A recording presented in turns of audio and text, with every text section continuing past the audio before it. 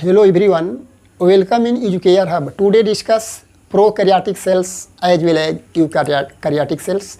आज हम लोग प्रोकैरियोटिक सेल्स और यूकैरियोटिक सेल्स के बारे में पढ़ेंगे और ये जानेंगे कि जो दोनों प्रकार की सेल्स है उनमें क्या अंतर है। इस धरती पर जितने भी ऑर्गेनिज्म पाए जाते हैं, जितने भी जीव पाए जाते हैं, या तो वह प्रोकैरियोटिक सेल्स के अंतर्गत आते हैं या तो यूकैरियोटिक सेल्स। और आज हम जानेंगे कि कौन से ऑर्गेनिज्म हैं जो प्रोकैरियोटिक सेल्स के अंतर्गत आते हैं और कौन से हैं जो यूकैरियोटिक सेल्स के अंतर्गत आते हैं। तो पहले देखेंगे प्रोकैरियोटिक। तो ये प्रोकैरियोटिक यह ग्रीक वर्ड से बना है और यह ग्रीक वर्ड दो वर्ड से बना है। प्रो मीन्स प्राइमेटिव अर्थात ओल्ड, और कैरियन मीन्स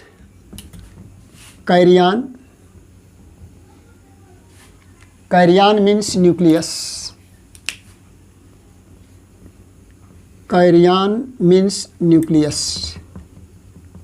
जो इसमें न्यूक्लियस होता है वह प्राइमेटिव प्रकार का होता है। माने प्रोकैरियोटिक सेल में जो न्यूक्लियस होता है वह प्राइमेटिव टाइप होता है, अर्थात वह डीएनए का होता है।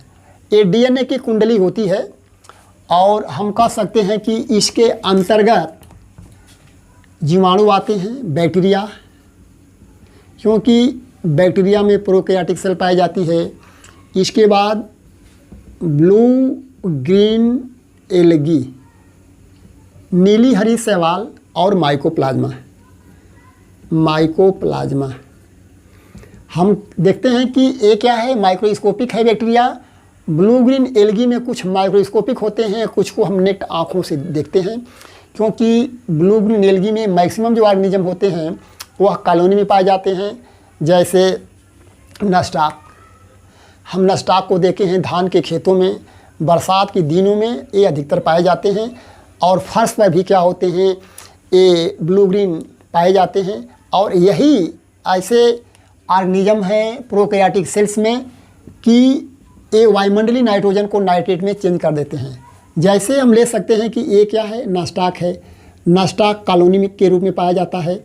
एक कॉलोनियल नास्टाक जो है कॉलोनियल ब्लू ग्रीन एल्गी है, कॉलोनी में पाई जाती है।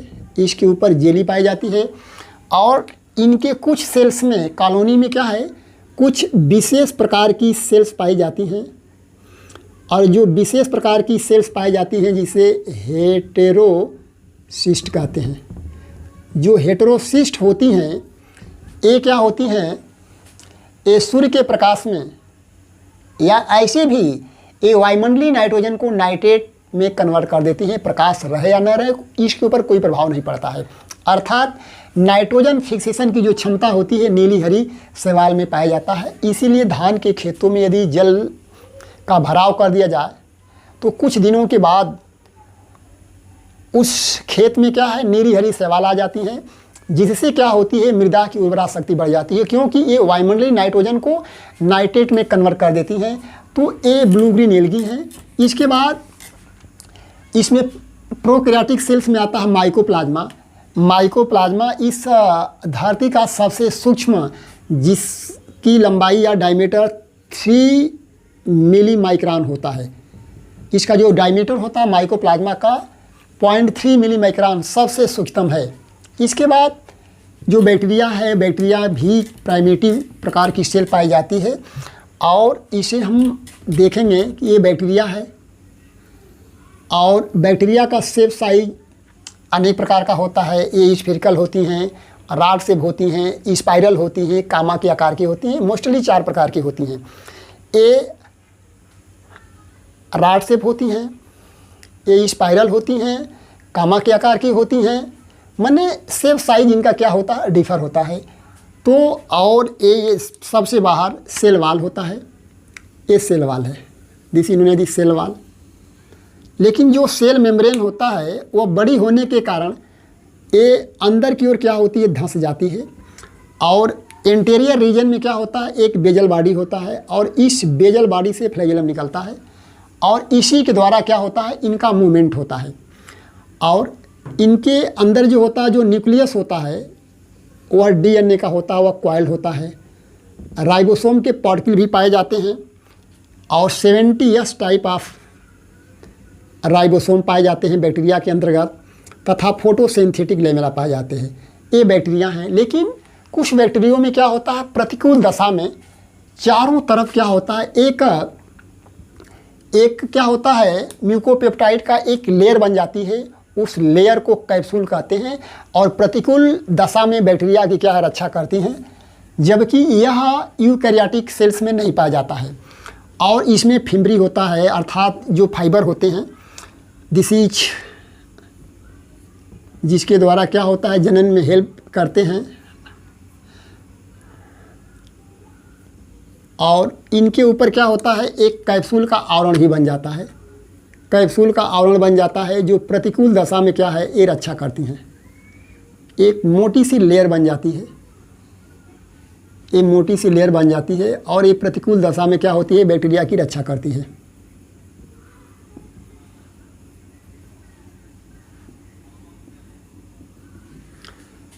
अब एक कह सकते हैं कि ये बैक्टीरिया हैं, यह बेजल बॉडी है, बेजल बॉडी या फ्लैगेलम है, और यह कैप्सूल होता है, कैप्सूल, और ये सेल मेम्ब्रेन। सेल मेम्ब्रेन जो कैप्सूल होता है वह सेल वाल के ऊपर क्या होता है, यह म्यूकोपेप्टाइड का बना होता है, और साथ साथ ये कह सकते हैं कि इसमें साइटोप्लाज्म पाया जाता है।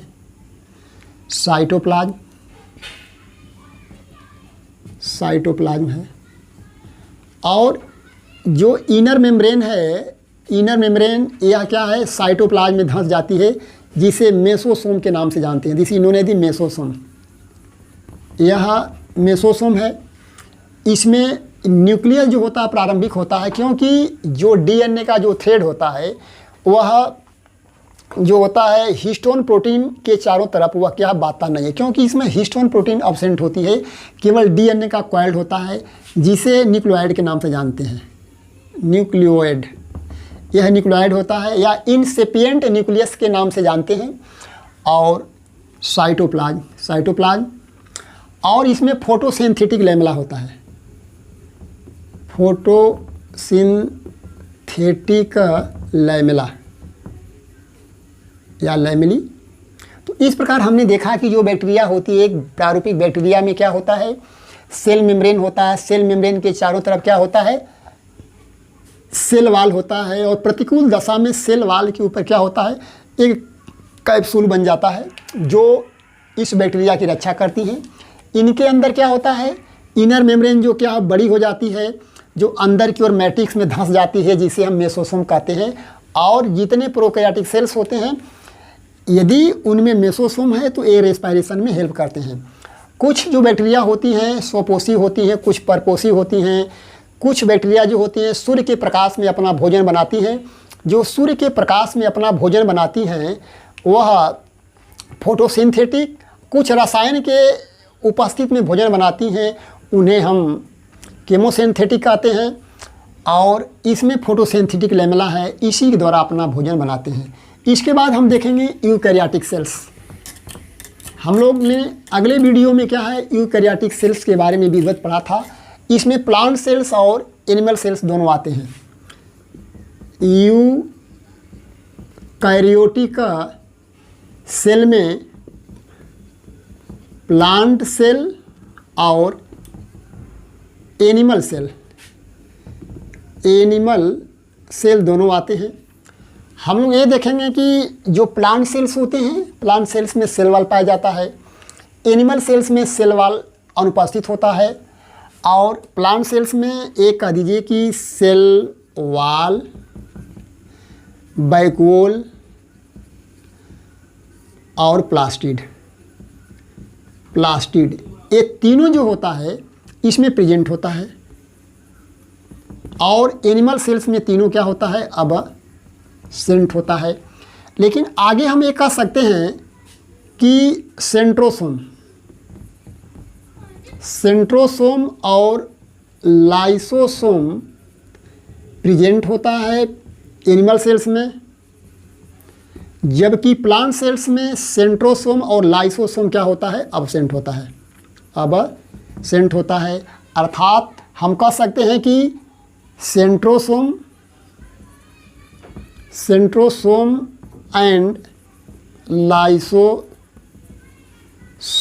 Are absent in plant cell. ये प्लांट सेल्स और एनिमल सेल्स में डिफर होता है, लेकिन प्लांट सेल्स और एनिमल सेल्स में जो न्यूक्लियस होता है वह मेम्ब्रेन, डिफाइंड न्यूक्लियर मेम्ब्रेन होता है। अर्थात इसमें 2 न्यूक्लियस होता है और न्यूक्लियस जो होता है न्यूक्लियर मेम्ब्रेन से घिरा होता है। और साथ साथ ये कह सकते हैं कि इसमें न्यूक्लियस होता है, न्यूक्लियस के अंदर न्यूक्लियोलस पाया जाता है, इसमें डीएनए और आरएनए पाए जाते हैं, न्यूक्लियस के चारों तरफ न्यूक्लियर मेम्ब्रेन पाया जाता है। और इनमें प्लांट सेल और एनिमल सेल अर्थात यूकैरियोटिक सेल्स में क्या होती है, केंद्रक जो होता है सुविकसित होता है, वेल डेवलप्ड होता है। जितने भी कोशिका के अंदर पाए जाते हैं ऑर्गेनेलिज, सभी ऑर्गेनेलिज क्या होते हैं, उपस्थित होते हैं। प्रोकैरियोटिक सेल्स में सभी ऑर्गेनेलिज अनुपस्थित होते हैं, जबकि यूकैरियोटिक सेल्स में सभी ऑर्गेनेलिज जैसे mitochondria, Golgi body, lysosome, DNA, RNA, ये सभी जितने ऑर्गेनेलिज हैं वह सब पाए जाते हैं, चाहे वह गोल्गी बॉडी क्यों नहीं हो। इस प्रकार हमने देखा कि प्रोकैरियोटिक और यूकैरियोटिक सेल्स में क्या विशेषताएं होती हैं, क्या अंतर हैं। लेकिन अंतर के बारे में थोड़ा सा हम डिस्कशन करेंगे कि ये दोनों में क्या अंतर है। अर्थात एक प्रोकैरियोटिक सेल्स और यूकैरियोटिक सेल्स में अंतर थोड़ा सा हम जानेंगे, डिफरेंशिएट क्या होता है दोनों में। अब ये देखेंगे कि जो इसमें नंबर 1 जो न्यूक्लियस होता है, जो इसमें न्यूक्लियस होता है वह प्राइमेटिव होता है, प्राइमेटिव। प्रोकैरियोटिक सेल्स में न्यूक्लियस प्राइमेटिव होता है और इसमें क्या होता है, ट्रू न्यूक्लियस होता है, ट्रू न्यूक्लियस, वेल डेवलप्ड, पूर्ण रूप से विकसित होता है। और दूसरा जो है, जो न्यूक्लियर मेम्ब्रेन है, न्यूक्लियर मेम्ब्रेन अब्सेंट होता है और इसमें जो न्यूक्लियर मेम्ब्रेन होते हैं, जो न्यूक्लियर मेम्ब्रेन हैं वह प्रेजेंट होता है। हिस्टोन प्रोटीन इसमें नहीं पाया जाता है, हिस्टोन जो प्रोटीन है वह अब्सेंट, और इसमें जो होती है प्रेजेंट होती है।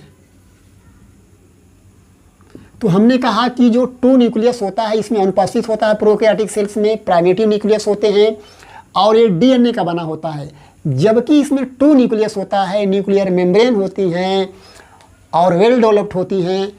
न्यूक्लियर मेम्ब्रेन अब्सेंट होती हैं, जबकि इसमें न्यूक्लियर मेम्ब्रेन प्रेजेंट होती है।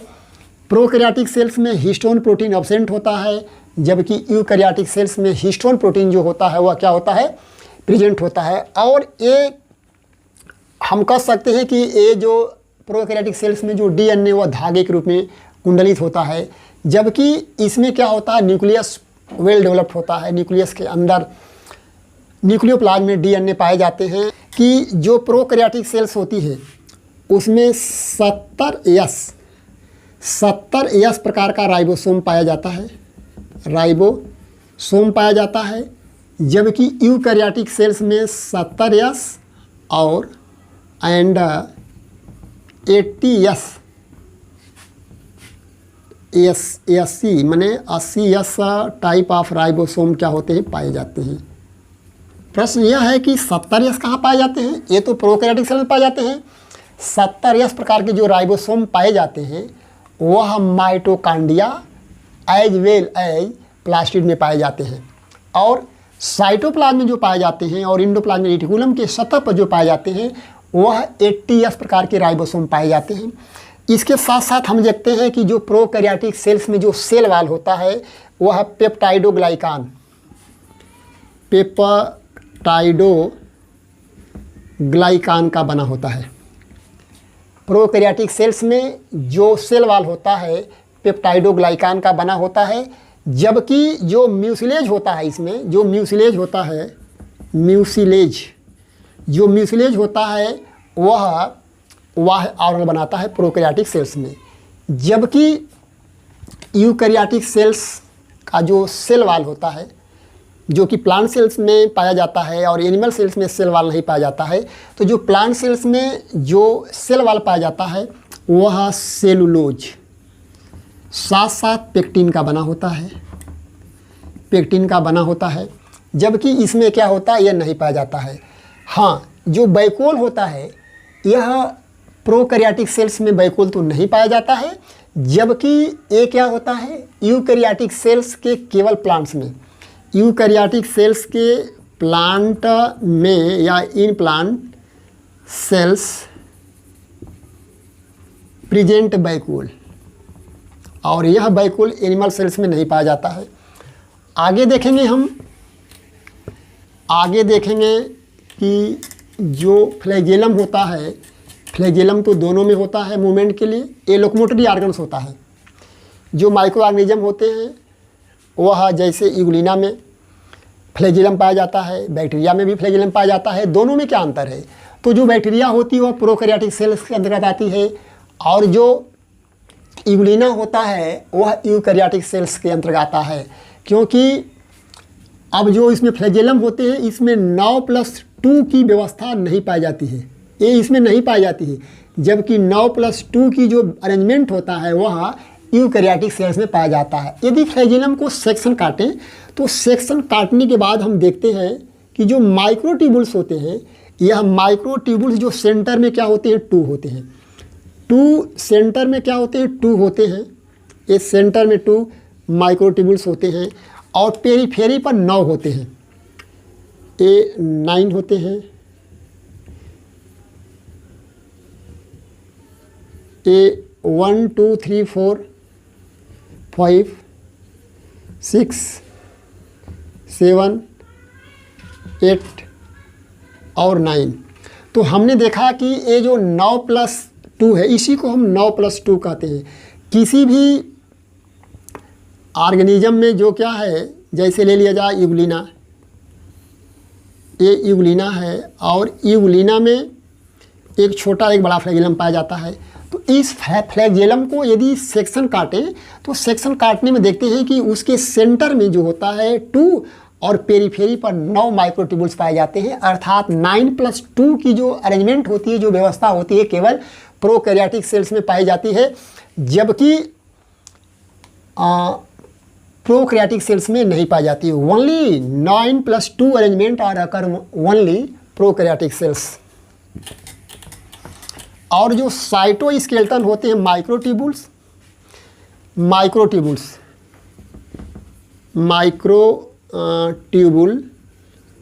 जो माइक्रोट्यूबुल्स होते हैं वह साइटोस्केलेटन का काम करते हैं, वह प्रोकैरियोटिक सेल्स में एब्सेंट होता है।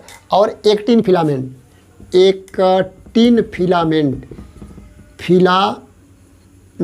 ये दोनों जो होते हैं प्रोकैरियोटिक सेल्स में नहीं पाई जाती है। यह केवल माइक्रोट्यूबुल्स और एक्टिन फिलामेंट जो होते हैं वह यूकैरियोटिक सेल्स में क्या होती हैं, प्रेजेंट होती हैं और इसमें एब्सेंट होती हैं, एब्सेंट होती हैं। इस प्रकार हम देखते हैं कि प्रोकैरियोटिक सेल्स और यूकैरियोटिक सेल्स में बहुत ही अंतर है। सबसे मज़े की बात यह है कि प्रोकैरियोटिक सेल्स में कोशिकांग नहीं पाए जाते हैं, अर्थात माइटोकॉन्ड्रिया,